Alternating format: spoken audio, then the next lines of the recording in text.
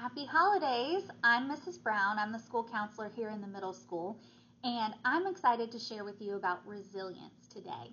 Resilience is one of those things that will help our students become independent, positively functioning members of society. Resilience is one of the main areas we will grow in middle school. Resilience means simply the ability to adapt, the ability to bounce back and recover from any adversity, trauma, or significant life challenges. As adults, we know what's coming in life for our students and for our kids. And as much as we want to protect them from all the hard things that they will encounter, resilience is only built when we struggle with hard things and push through. One of the things, or there's three things that are actually the building blocks for resilience that we want to focus on while they're here. One is building a positive mindset. We know that people who are resilient are positive in life.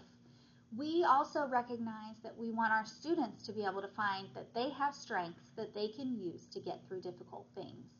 We also want them to realize that they're not alone and that they can self-advocate, meaning they don't have to just come to us. They can get help from other resources. They can find the answer and they can figure it out on their own. That's the biggest thing of resiliency. Now, as a parent, there are some things that we can do to help with that. The hardest part is not just protecting our students, but realizing that by pushing them out of their comfort zone, by pushing them to try difficult things and learn, we are actually preparing them to be stronger people in life. One of my favorite quotes about this is by Lori Gottlieb, and she wrote the book, Maybe You Should Talk to Someone. She said that too many parents make life hard for their children by trying too zealously to make it easy for them. Think about that. If we're trying so hard to make life easy for them, they get in trouble, we have to defend them. They have a bad grade, we have to take care of that. When we take on their issues as our own and try to solve them for them, we are robbing them from the ability to be strong, independent people. And that's really the end goal for all of us as parents. We want our kids to have a great life. And to have a great life, we know that they have to worry about dealing with hard things, overcoming challenges, and getting through difficult times. We can do that right now in middle school when the challenges are smaller. They feel huge, they feel like everything to them, but we can help them see they can do hard things. One example I have is when my younger son was dealing with putting on his coat. As simple as that is, the arm was out and he was having trouble and struggling with it. It would be so simple for me to walk over, fix the arm, put it on him. We're out the door quicker.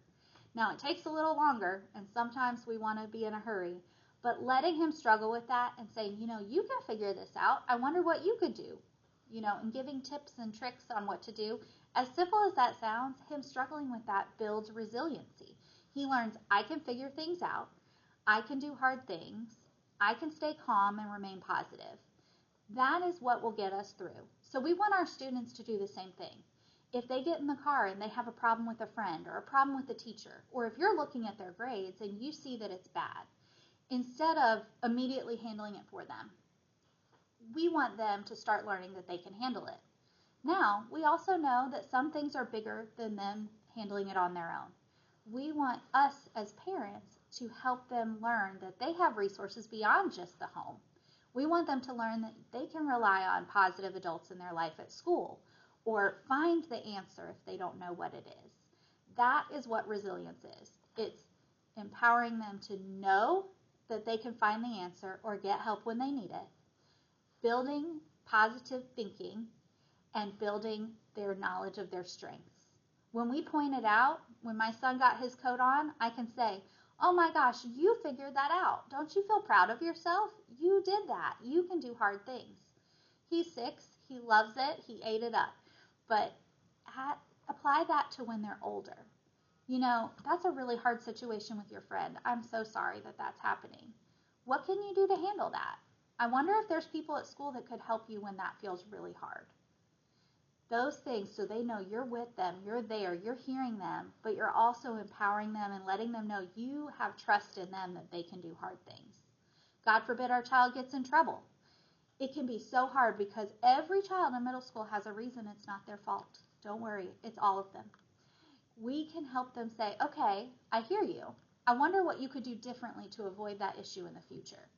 We don't have to say, yep, you did it or whatever, but we can empower them to realize, things do happen. Maybe there is a confusion. What can you do to fix it in the future? Do you need to change who you're hanging out with? Let them come to that conclusion. Do you need to ask the teacher for something? Do we need to talk it through with the counselor or figure something out? Letting them know that they are able to figure it out with our support backing them is what building resilience is all about. We take the kind of approach of a coach as opposed to doing it for them as they get older. And that's a hard transition, but it's one that we're starting to build in middle school.